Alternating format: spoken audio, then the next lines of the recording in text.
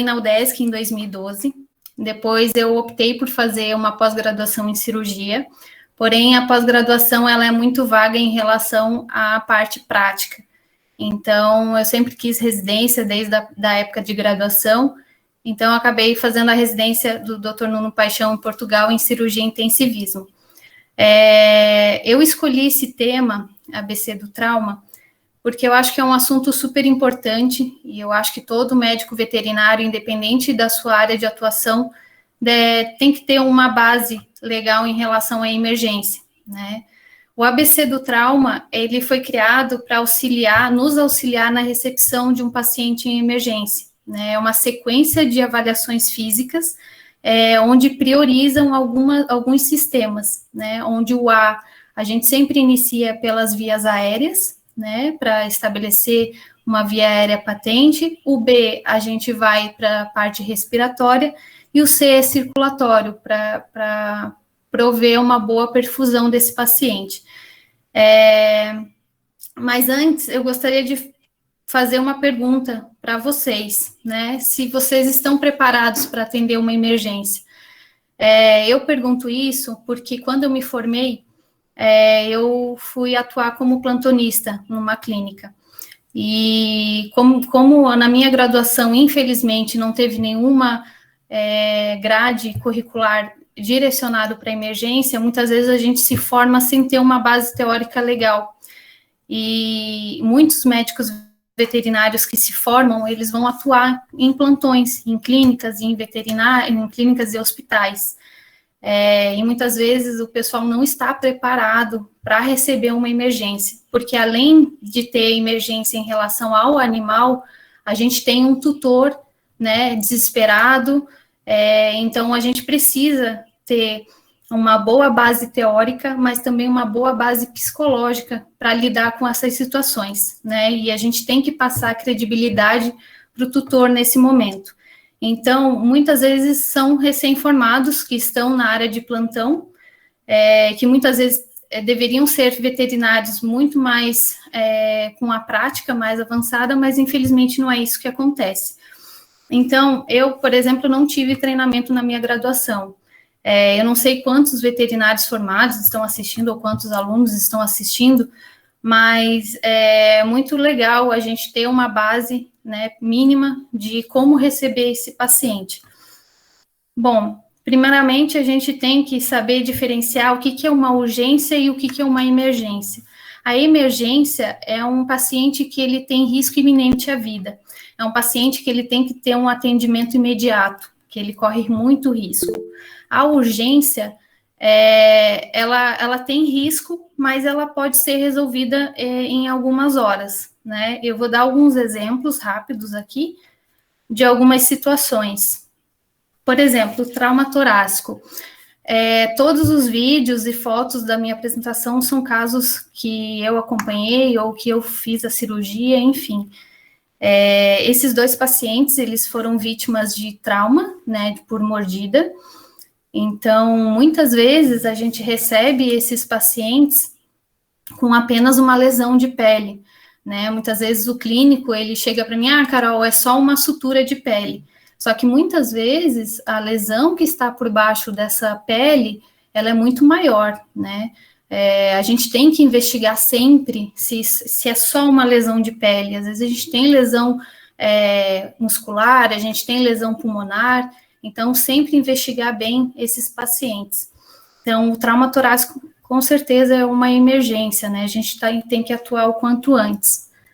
A piometra ela é muito comum na nossa rotina, né, em todos os lugares. A piometra é infecção uterina e ela tem que ser lidada como uma urgência cirúrgica, né?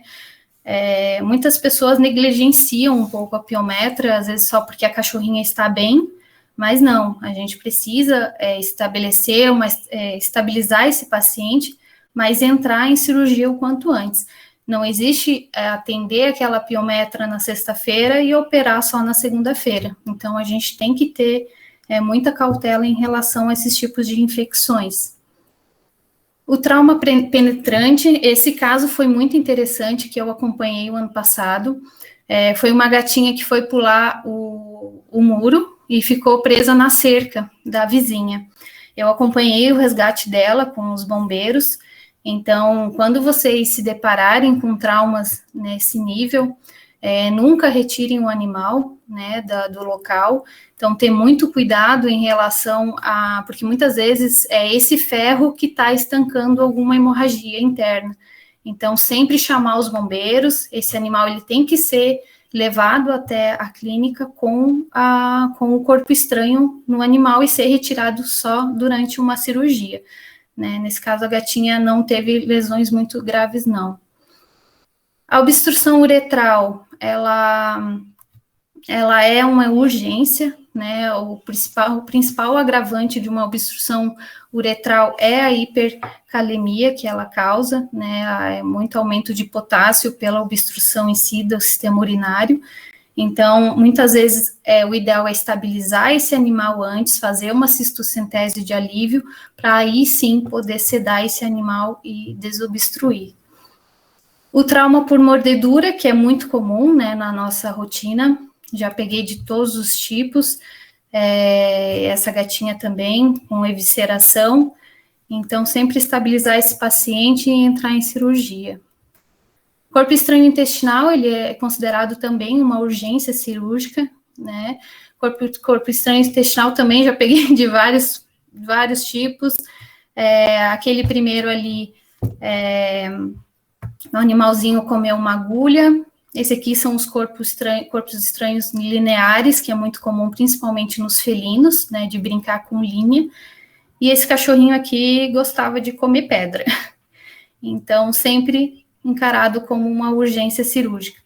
Os acidentes ofídicos dependem muito de qual cobra, né, que acometeu o animal, qual a quantidade de veneno que esse animal teve contato. Até o ano passado a gente teve um acidente ofídico por cobra coral, que o animal teve que se manter em ventilação mecânica. Então, depende muito do tipo de cobra, né, e a quantidade de veneno também. A dilatação vulvogástrica, ela é uma emergência cirúrgica, a gente tem que atuar o quanto antes, né? A dilatação vulvogástrica acontece muito nos animais de grande porte, onde eles se alimentam e se agitam demais depois, ou animais que se alimentam uma vez ao dia, e acaba torcendo esse estômago. Então, acaba fazendo uma compressão muito grande dos vasos principais do organismo e um grande timpanismo também. Então, a gente tem que atuar o quanto antes nessas situações. O hemoabdômen também é super comum. Esse caso era um hemangiosarcoma com ruptura, né? Então, o hemoabdômen também tem que ser detectado o quanto antes para entrar em cirurgia de emergência. Bom, aqui são alguns exemplos, né, de urgência e emergência, a gente tem diversos outros tipos também, mas o que seria o importante em todos esses casos? É a the golden hour, que é a hora de ouro. A hora de ouro é sempre a primeira hora após o trauma. É essa hora que a gente tem que correr contra o tempo, né?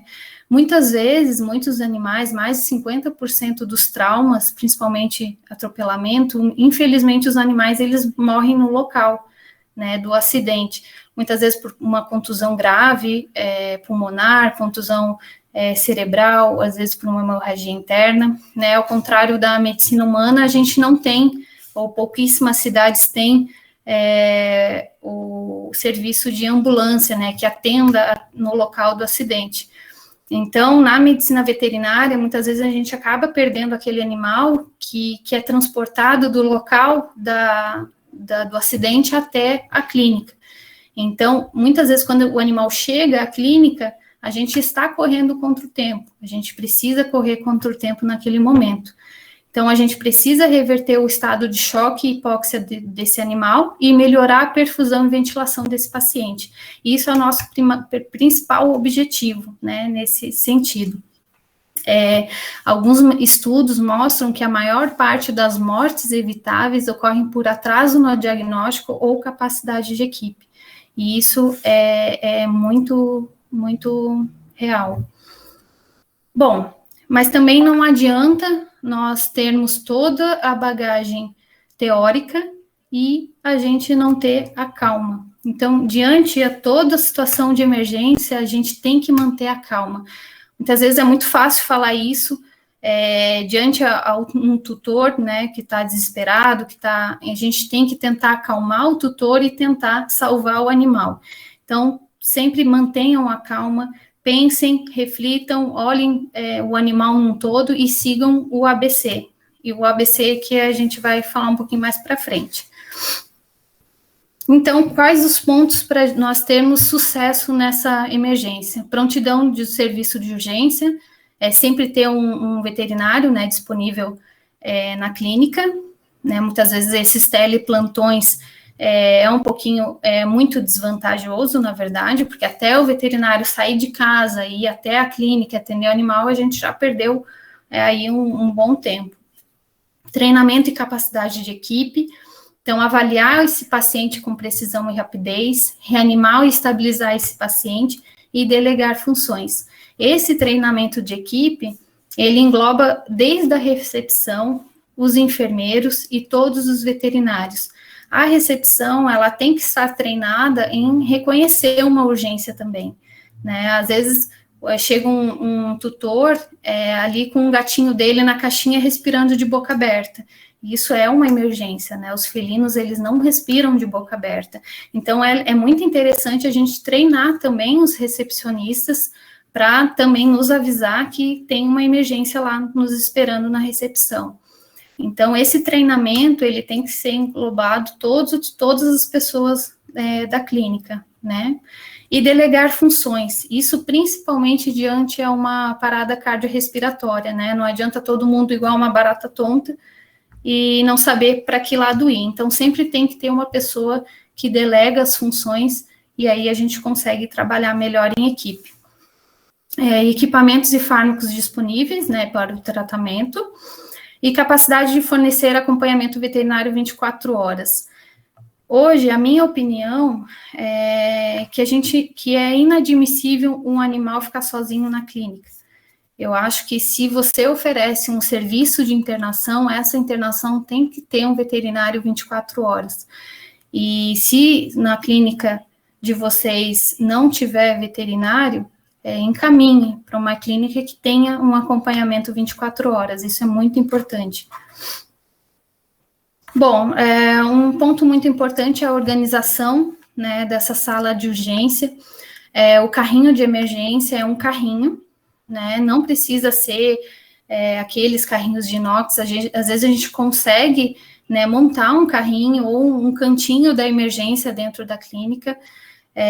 Teve um tempo atrás, em outro local onde eu trabalhava, que toda emergência que chegava na clínica, todo mundo corria para o centro cirúrgico, né? O centro cirúrgico, ele é um ambiente estéril, tem que ser estéril, né? A gente tem que respeitar um centro cirúrgico. Então, toda emergência que chegava, ia todo mundo lá para o centro cirúrgico, não havia paramentação. Então, isso é um erro.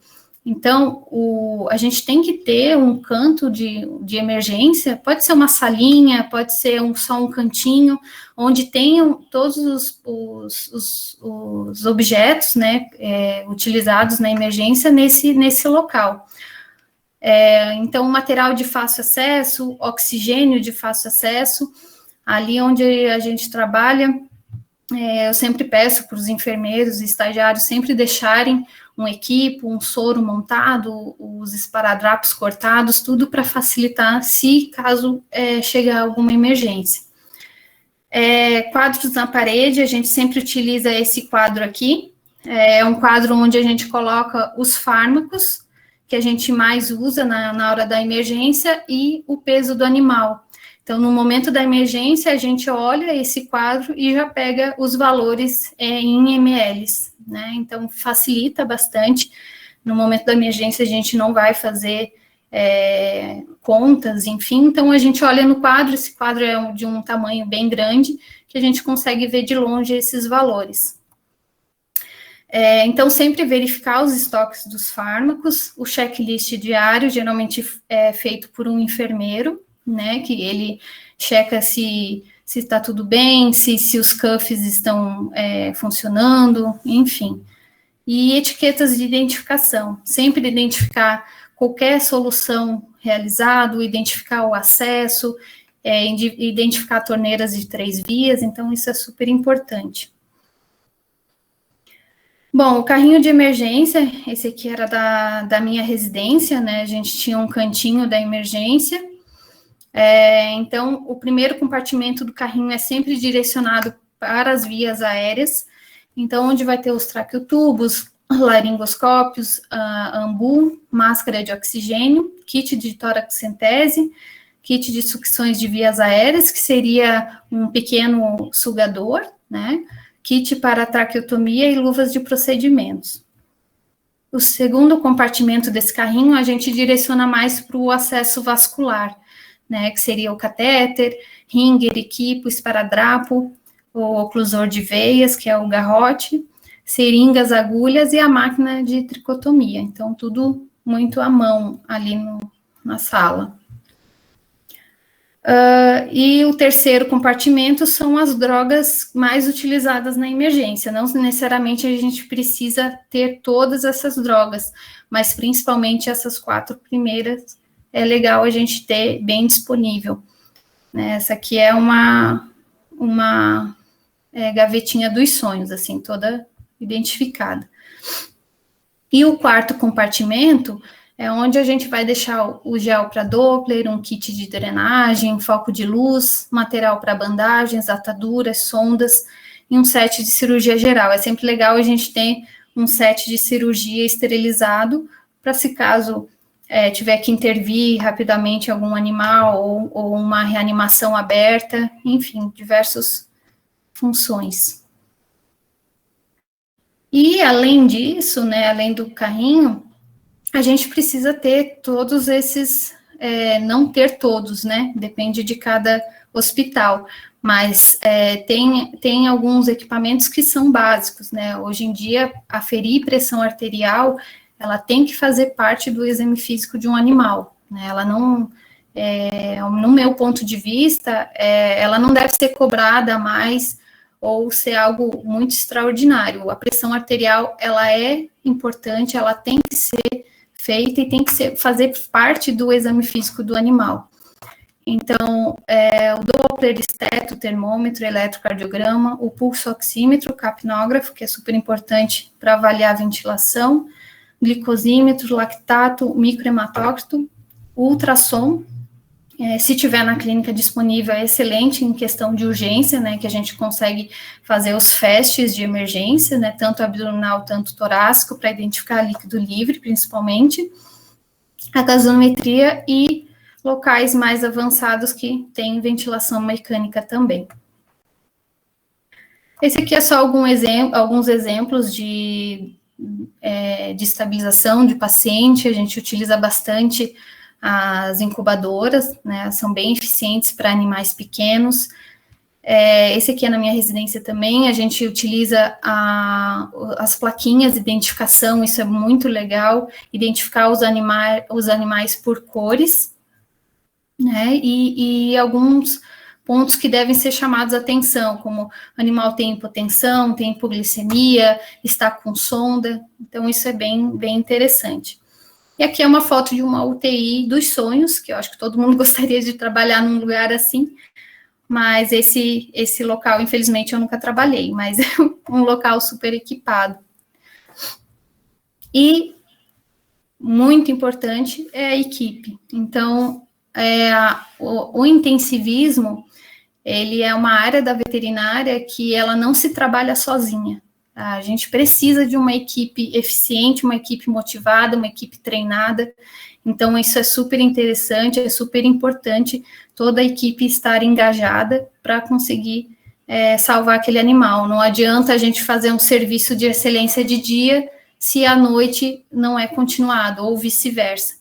Então, a equipe ela tem que sempre estar falando a mesma língua, principalmente na hora de passar as informações para o tutor. Bom, agora que a gente começa a parte mais importante. Tá, vamos lá. A abordagem do paciente crítico, então, como eu falei antes, esse ABC é uma ordem, uma sequência de avaliações físicas desse paciente, onde a gente coloca por prioridade, principalmente, as vias aéreas de início. Então, a gente tem as vias aéreas na letra A, na letra B, nós temos a parte respiratória, a letra C, circulatória, a letra D, exames neurológicos, e a letra E, a gente avalia o animal no geral, ver se ele tem alguma fratura, estabilizar a temperatura, enfim. Aqui. Então, primeiramente, a letra A são as vias aéreas. Então, muitas vezes a gente pega pacientes vítimas de trauma. Essa gatinha é a Pantera, nós atendemos ela um mês passado, vítima de atropelamento e trauma craniano super grave. Aqui até a gente já tinha limpado um pouquinho a face dela, mas ela veio totalmente obstruída por coágulos, por secreções, ela também teve fratura da mandíbula. Opa, desculpa. Meu Deus, aí. Então, a gente fez uma primeira abordagem com um sugador, coisa simples, sugar bem as narinas, tirar os coágulos de sangue dentro da boquinha dela, para tentar ter uma via aérea patente, né? E em alguns casos mais graves, como é esse cãozinho atropelado também, a gente tem que ir direto para uma intubação e fazer a sucção pelo tubo endotraqueal. Esse animal teve uma contusão pulmonar bem grave. Então, alguns procedimentos que podem ser necessários e que a gente tem que ser treinados a fazer. Muitas vezes tem animais que vêm com obstrução total de vias aéreas superiores, né, como é o caso de neoplasias, de laringe, síndrome braquicefálicas, que são os braquicefálicos, que vêm em agonia respiratória, às vezes edema de glote, e muitas vezes a gente não consegue entubar esses pacientes de forma normógrada, né? E às vezes a gente precisa lançar mão desses outros procedimentos, né? A punção cricoide é uma das mais simples, que é onde a gente pega um catéter, principalmente um catéter laranja, a gente punciona a cricoide, a cartilagem cricoide, acoplamos uma seringa e o tubo de oxigênio. Então, a gente consegue fornecer um oxigênio para esse paciente o mais rápido possível, até as vias aéreas superiores, né, a gente resolveu o problema e conseguir entubar esse animal normalmente. E a traqueotomia, ela é muito mais agressiva, né, onde a gente abre a traqueia ali do quinto ao sexto espaço intratraqueal e a gente consegue introduzir o tubo o traqueotubo por essa abertura. A letra B é a respiração, né, é o momento que a gente vai ventilar esse paciente, né, fornecer oxigênio, ventilar esse paciente. Geralmente tem animais que chegam com padrões respiratórios alterados, como a dispneia inspiratória, a dispneia expiratória ou dispneia mista. Né, isso devido a contusão pulmonar, pneumotórax, efusão pleural, então a gente tem diversas causas para alteração respiratória. Esse aqui é um paciente que a gente atendeu faz uns 2 meses, é um paciente com asma felina, a gente percebe bastante dificuldade, esforço respiratório e principalmente respiração de boca aberta. Pessoal, isso é muito importante, os gatos, eles não respiram de boca aberta, então, se vocês verem um gato respirando de boca aberta, a gente tem que sempre se atentar a isso, né, a gente tem que estabilizar esse paciente o quanto antes. Os gatos, eles são muito sensíveis a alterações respiratórias, principalmente na contenção em relação ao estresse também, que eu vou falar um pouquinho mais para frente. Então, esse gatinho, após a estabilização, né, a gente optou por um catéter nasal, né, para oferecer oxigênio para ele, e logo ele ficou bem. Bom, então, geralmente esses animais, eles chegam em posição ortopneica, comissuras labiais em esforço, ruídos respiratórios e cabeça estendidas.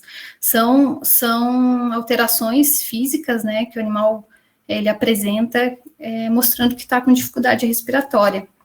Essa é a Lola, nós atendemos ela essa semana, edema cardiogênico grave, Dá para ver o esforço respiratório que ela faz, ela estica bastante a cabeça.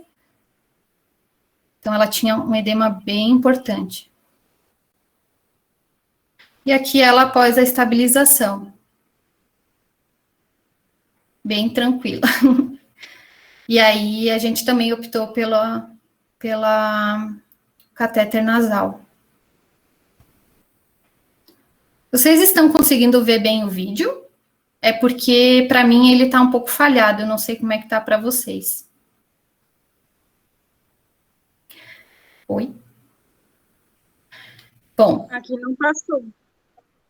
Ah, então tá. Obrigada. Bom, outras alterações que a gente tem que prestar bastante atenção é simetria da caixa torácica, feridas penetrantes e a auscultação pulmonar sempre bilateral. Tá? Esse cachorrinho também foi vítima de atropelamento, né? A gente vê que ele tem uma fratura de costela e tórax instável. Então, é uma emergência, né? Logo a gente estabilizou e logo encaminhou ele para cirurgia. Esse cachorrinho fez lobectomia pulmonar também. Bom, qual o ponto bem importante, né, nessa parte de respiratório é oferecer o oxigênio, né? Isso é muito importante. Só que muitas vezes o animal ele chega com muita agonia, angústia respiratória, e quanto mais a gente tenta conter, mais ele fica em angústia respiratória. Então, a gente sempre opta por fazer uma sedação prévia nesses animais. Eu, particularmente, gosto muito do butorfanol, porém, a gente sempre tem que lembrar que ele é um antagonista dos opioides. Então, se caso vocês receberem um paciente politraumatizado, com muita fratura, se você fizer o butorfanol, muitas vezes a gente não consegue fazer um opioide um pouquinho mais forte em relação à analgesia. Então, se é uma dispneia que não tem a relação com dor, com fraturas e tal, o butorfanol ele é muito bom. Às vezes um edema cardiogênico, o butorfanol também ele é bem legal. E se caso o animal for um politraumatizado, eu prefiro optar por uma metadona, uma morfina, enfim, um analgésico um pouco mais potente, que também dá uma leve sedação nesse paciente. Então, geralmente a gente sempre faz uma pré-oxigenação antes de lançar mão de qualquer outro exame, né? Sempre pré-oxigenar, principalmente os felinos. E cuidado, muito cuidado com a contenção e estresse desses animais, né? Os felinos, eles têm uma baixa toleração em relação a estresse e eles descompensam muito rápido na parte respiratória. Então, alguns métodos para a gente fornecer esse oxigênio. Pode ser o fluxo de oxigênio, que é a mangueirinha no focinho do animal, e a máscara de oxigênio. Porém, a gente percebe que muitos animais não aceitam essa máscara, eles ficam fugindo, né, dessa máscara. Então, isso acaba estressando ainda mais esse animal. Então, é melhor a gente optar por outros métodos, né? A gente tem o método do colar elisabetano, que é botar um colarzinho nesse animal e tampar com isofilme, né, essa porção de cima, e introduzir a mangueira do oxigênio por baixo. Então, tem animais que ficam confortáveis com o colar, mas também tem outros que não aceitam tão bem. Colocar o oxigênio na gaiola, infelizmente, é um alto custo de oxigênio e uma baixa oxigenação, né? Muitas vezes a gente não consegue isolar totalmente uma baia, uma gaiola, para o animal ter uma concentração grande de oxigênio no interior dela. Então, já a incubadora, para pequenos animais, ela é mais efetiva, né, do que a gaiola. E os métodos invasivos, tem o catéter nasal, que é aquele óculos que usa mais em humanos, porém, nos animais, tem animais que não aceitam também porque ocupa as duas narinas, né?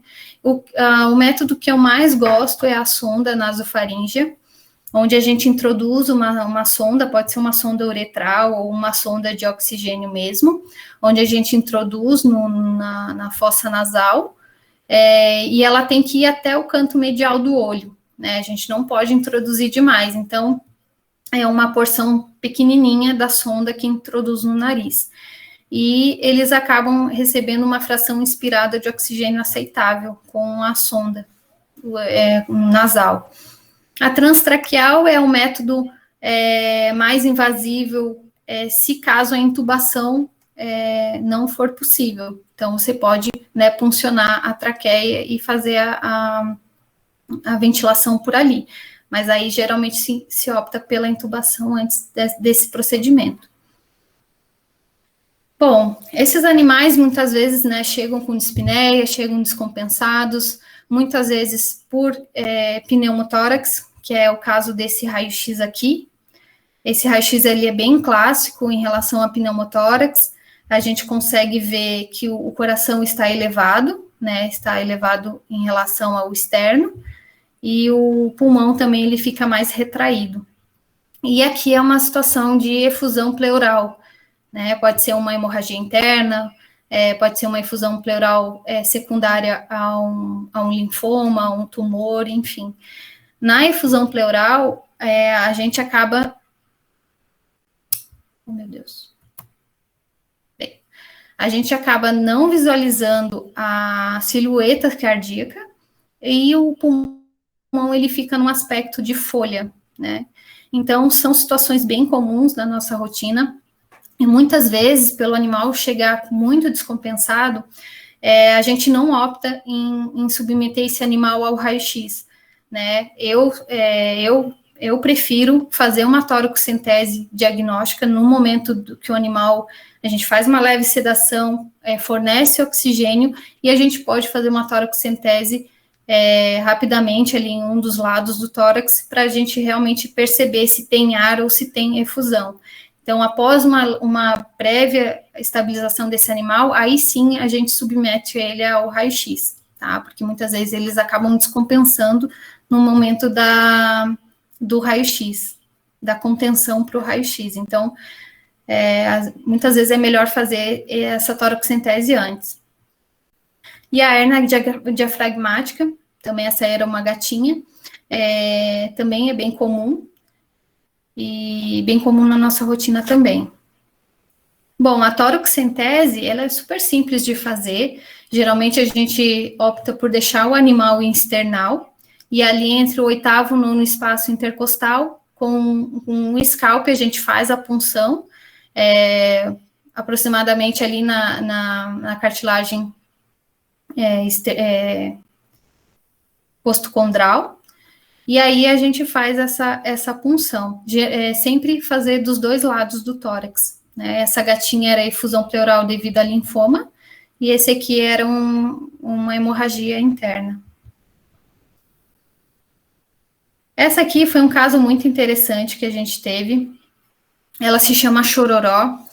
Ela entrou em emergência no nosso hospital, onde ela apresentava tetraparesia, disfonia, e logo ela teve paralisia do diafragma.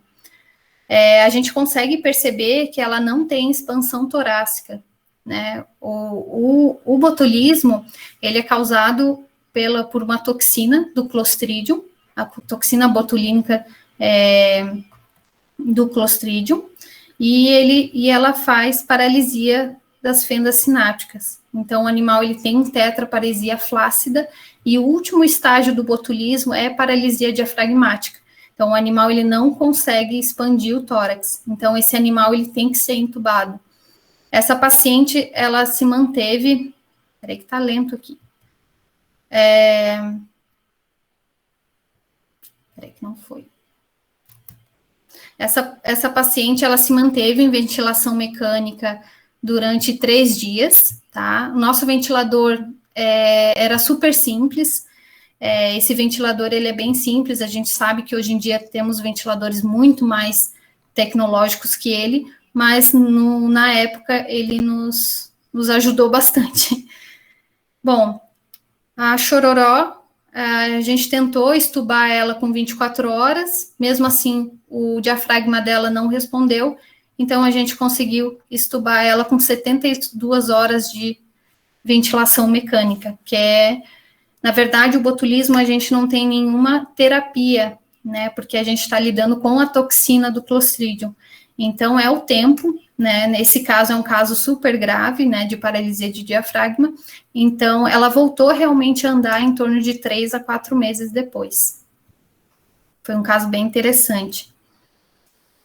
Bom, e a letra C, ela é na parte circulatória desse paciente. A gente vai fazer uma avaliação primária em relação às mucosas, tempo de preenchimento capilar, pulso femoral, então sempre palpar o pulso, ver se ele está forte, se ele tem sincronia. A auscultação cardíaca, a gente vai observar se o animal tem alguma arritmia, se ele tem tamponamento cardíaco, se ele tem alguma alteração significativa. A frequência cardíaca, temperatura, o ideal sempre fazer a temperatura retal e periférica também, para nós fazermos o delta-T. A pressão arterial e, se possível, sempre colocar esse animal em eletrocardiograma, né, para a gente ver se tem alguma arritmia, algo que a gente precisa corrigir. O acesso venoso está na letra C. O acesso venoso, geralmente a gente acessa as veias periféricas, né? Muitas vezes o animal ele está com hipotensão, a gente não consegue achar a veia, então a gente pode fazer o cut-down, né? Que é a flebotomia, para conseguir acessar esse paciente. Geralmente a gente acessa veias periféricas, cefálica, safena, mas em neonatos a gente pode optar pelo acesso ósseo também, né? Geralmente eu opto pelo trocânter do fêmur.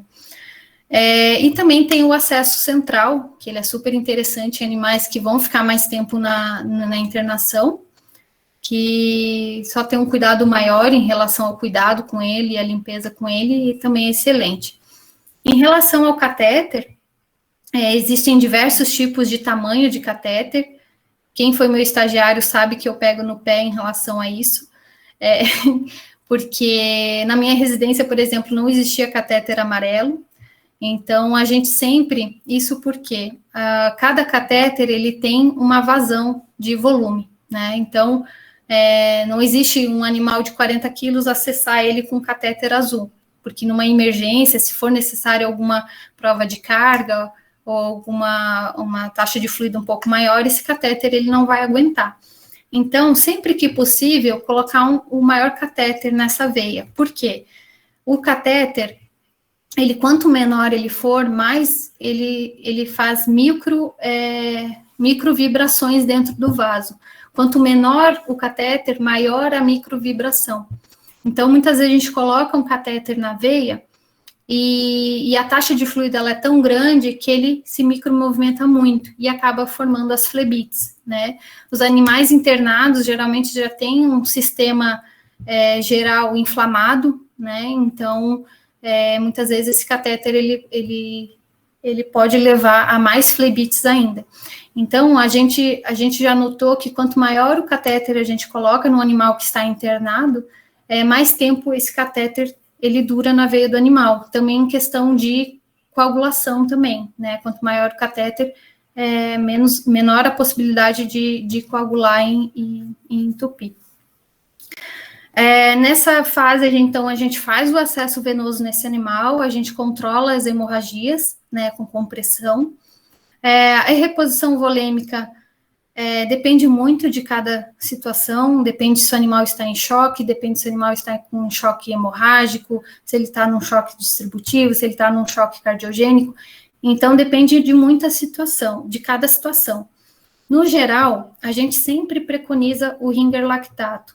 O Ringer lactato, ele é o mais fisiológico possível, né? Os componentes do Ringer lactato, ele comparado à osmolaridade sanguínea, ele é o melhor, né? Por mais que a solução fisiológica se chame fisiológica, ela não tem nada de fisiológico. Ela tem cloreto de sódio, então ela é um sal, né? Igual uma vez eu fui na palestra do Rodrigo Rabelo, e ele falou que cada vez que ele vê uma pessoa com um fisiológico na mão, uma solução fisiológica, ele sempre pergunta quem que você vai matar. Então, assim, a gente tem que ter um cuidado com fluidoterapia. Fluidoterapia de menos é um problema e fluidoterapia de mais é um problema também. Então, a gente tem que... a fluidoterapia, ela é um pouco negligenciada na veterinária, então a gente tem que ter parâmetros, a gente tem que calcular a desidratação desse paciente, a gente tem que diferenciar se esse paciente está desidratado ou ele está hipovolêmico, então são coisas muito diferentes. Então, assim, o assunto de fluidoterapia, ele é muito extenso, né, então, mas no geral, optem sempre por Ringer lactato. Geralmente, se for necessário uma reposição volêmica de imediato, a gente sempre opta por 10 ml quilo, que a gente geralmente faz em 20, 30 minutos, e geralmente eu faço 2 provas de carga dessa. Se caso o animal ele não responde, a gente já opta pelos vasopressores, né? A gente também não pode ficar fazendo tanto fluido, por isso que eu disse antes, isso depende de cada caso, se for um animal cardiopata, se for um animal renal, então tem muitas exceções em relação a isso. E se for um animal com hemorragia, a gente opta pelos hemocomponentes, né, que é a transfusão sanguínea mesmo. E em relação a vasopressores, o meu vasopressor de escolha é a noradrenalina e o inotrópico positivo é a dobutamina. Então, a gente usa bastante na nossa rotina a noradrenalina. Aqui alguns exemplos também de alguns pacientes já estabilizados, né, se possível sempre colocar em monitoramento. Esse aqui também, na incubadora, quentinho. E a letra D, ela é mais direcionada na questão de sistema nervoso central periférico. Então, na letra D, a gente vai avaliar o estado de consciência desse animal, né? Esse animalzinho aqui, ele tinha sido atropelado e ele está em uma posição de descerebração. Quando o trauma, ele pega a parte cerebral mesmo. Existem várias posições que determinam algumas áreas cerebrais, né? Então, geralmente, esses animais com trauma craniano, traumatismo facial, hipóxia, hipovolemia, eles causam bastante alterações de consciência. Então, o ideal é a gente distinguir se esse animal está com depressão mental, se ele está em coma, se ele está prostrado apenas, ou se ele está em estupor. Então, sempre diferenciar essas alterações. Então, nesse exame neurológico, a gente vai avaliar o estado de consciência, avaliar os nervos cranianos, principalmente o tamanho e simetria pupilar. Essa gatinha aqui foi vítima de trauma craniano com anisocoria. A gente percebe alterações nas pupilas, né, onde uma está em midríase e a outra está em miose, sem responsividade à luz. Esse é outro gatinho aqui também. Então, e o reflexo pupilar também, que é super importante. Então, a gente faz todo um exame neurológico mais completo, não vou entrar em muitos detalhes, meu tempo está acabando, e as posturas anormais também. Essa aqui é a escala de coma de Glasgow multiplicada. Ela é uma escala que a gente avalia o prognóstico desse animal, né? A gente avalia o animal e vai contando devido à escala, e aí com a pontuação a gente consegue ver se é um prognóstico grave, se é desfavorável, se é favorável, em relação ao exame neurológico do paciente. Bom, depois que a gente fez toda essa estabilização desse animal, a gente atendeu, a gente forneceu oxigênio, a gente forneceu uma boa ventilação, uma boa perfusão tecidual, normalizou a temperatura, então a gente conseguiu estabilizar esse paciente. Alguns pontos muito importantes: controle de dor, né, que é super importante, nunca negligenciem a dor de um animal. Muitas vezes a gente não consegue dimensionar a dor, principalmente nos felinos. É muito mais difícil você avaliar a dor nos felinos, então nunca subestimem a dor desses animais. Então, procurem fazer opioides legais, metadona, minha preferida. Então, ter bastante controle em relação a isso. Aferir sempre a glicemia desses pacientes, geralmente animais vítimas de trauma, a hipoglicemia ela é bem recorrente. O débito urinário, que é super importante a gente avaliar, as sondas para alimentação. Não esperem esses animais a voltarem a comer espontaneamente, né? Então, passa uma sonda nasogástrica, faz uma alimentação ideal na internação. Exame neurológico ortopédico completo. Aí que, depois de toda essa estabilização inicial, que a gente vai ver se esse animal tem fratura de membros e outras alterações ortopédicas. Exames de sangue são muito importantes, exames de imagem, né? A gente pode lançar mão ao FAST, né, de ultrassom, que é bem interessante, e cuidados com enfermagem, principalmente cuidados com o acesso venoso, né, ter sempre cuidado em relação a, no momento de aplicar a medicação, sempre limpar ali o equipo, a borrachinha, cuidados com enfermagem, como sempre deixar o animal limpo, o animal num local higienizado, com um colchãozinho quentinho, então isso é super importante. E o mais importante é trabalhar com muito amor e carinho. E isso eu acho que se você trabalha com o que você gosta, com o que você ama, isso é muito gratificante. E é isso aí, pessoal. Eu queria agradecer mais uma vez a oportunidade. Espero que vocês tenham gostado. Estava um pouco nervosa, não sei se consegui passar realmente tudo que era, mas espero que vocês tenham gostado. Eu estou aberta a perguntas. Se vocês tiverem alguma pergunta, é só falar. Tá bom? Obrigada, gente. Agradeço a Gabi, fofinha. A Gabi foi minha anestesista, estou morrendo de saudade dela.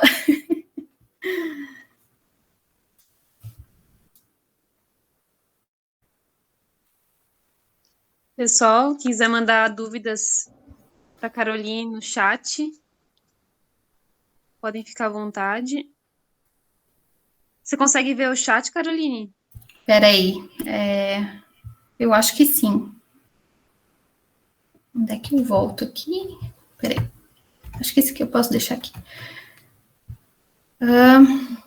Acho que... Espera aí.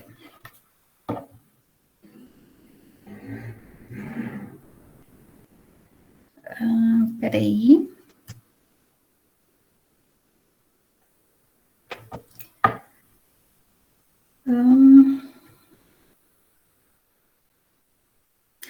Tá. Tem uma pergunta aqui da Vitória.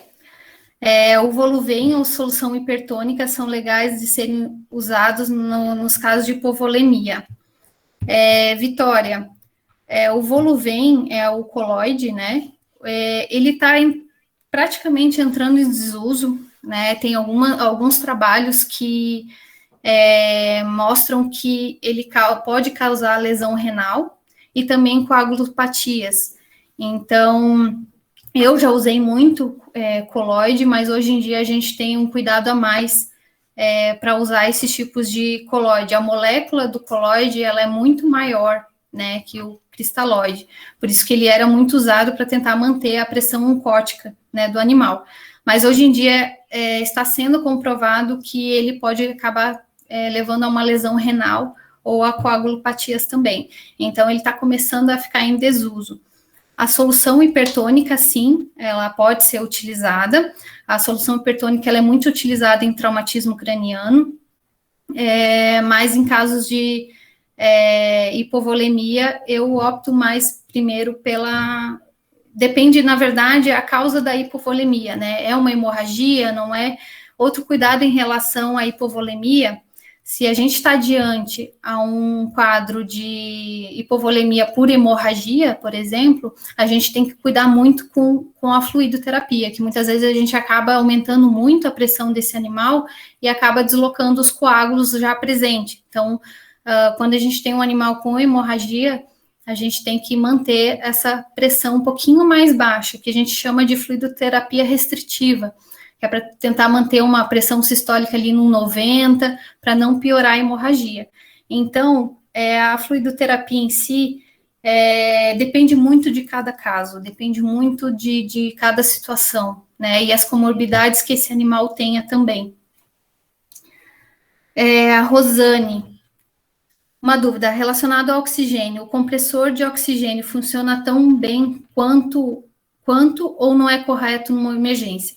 Se vocês têm o cilindro de oxigênio, ele é o ideal, ele é oxigênio 100%. O concentrador, ele não concentra 100%, ele concentra acho que 98%, algo assim. Não é que ele não seja eficiente, ele é eficiente. Mas na emergência, num animal entubado, eu prefiro usar o cilindro de oxigênio mesmo. Mas não que o concentrador esteja errado. Por que você tem preferência pela metadona?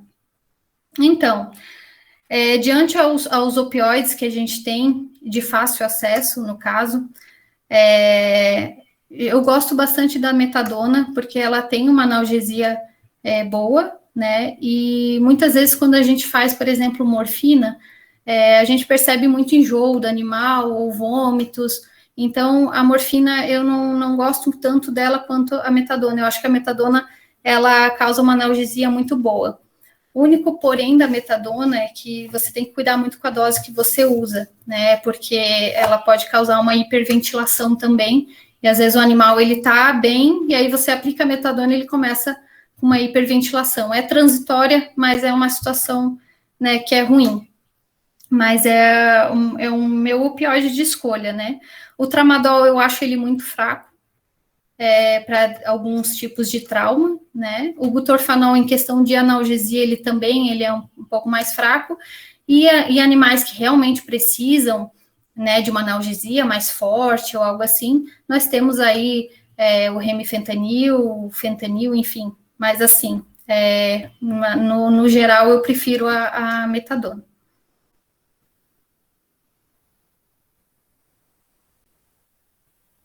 Mais alguém?